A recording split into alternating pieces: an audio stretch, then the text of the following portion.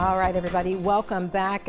Scott here, continuing to take a close look at this rain that's falling all around the coastal Empire and Low Country. Yeah, and it's coming down in buckets where it is falling. We had that heavy cell over downtown, midtown, where it dumped probably about a half an inch at least, estimated by Viper radar. We can see some gray clouds off in the distance. This is looking toward some storm cells that are producing some heavy rain in the Low Country along I-95 in Jasper County and interior Beaufort County, producing a lot of lightning as well. Same thing for us what we are seeing on the border with Effingham County and into Chatham County. You can see that cell moving over the Port Wentworth area as well along Highway 21. All of this is moving generally from south to north. A lot of lightning near Ridgeland. So these storms are prolific lightning producers this afternoon, and they are also producing some gusty and breezy wind. The cell that was severe warned for Jasper County and portions of Beaufort County developed rather quickly and produced some pretty strong wind gusts as indicated by radar, and we had some reports of it being noticeably gusty as that storm cell was moving through.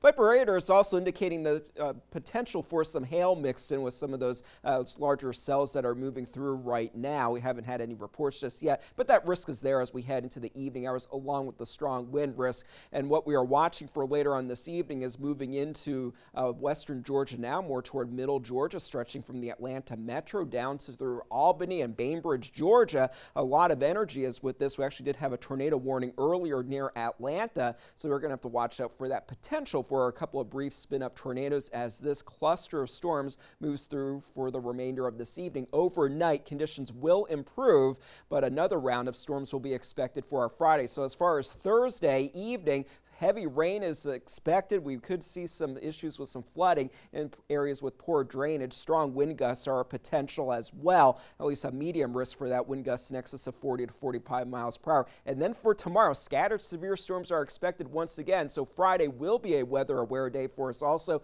strong wind, hail, and isolated tornadoes are possible. It looks like lunchtime into the early evening hours will be the best chance of having those storms in our area. So for us heading into our Friday, we'll start off the day mainly dry, and then it's in the afternoon hours when we will start to see some of the storms begin to move in from the west, 3 and 4 o'clock, at least as this model is projecting at the moment. But we could see those storms move in a little bit sooner because this is coming in with a pretty strong cold front that will already by 6 o'clock be pushing off of the coast. So even without severe storms setting up tomorrow, is going to be a breezy and gusty day. It looks like through the mid-evening hours tomorrow, just some light showers will be expected, and then better weather, quieter weather will begin to move in as we head into early Saturday morning. So around the southeast, we're looking at a lot of moisture in play for us with the flow from the south, so that will fuel more of those storms for Friday. Finally, the cold front will be moving through during the afternoon hours, and then for the weekend, high pressure will be settling in, so that will set us up for those quieter weather conditions.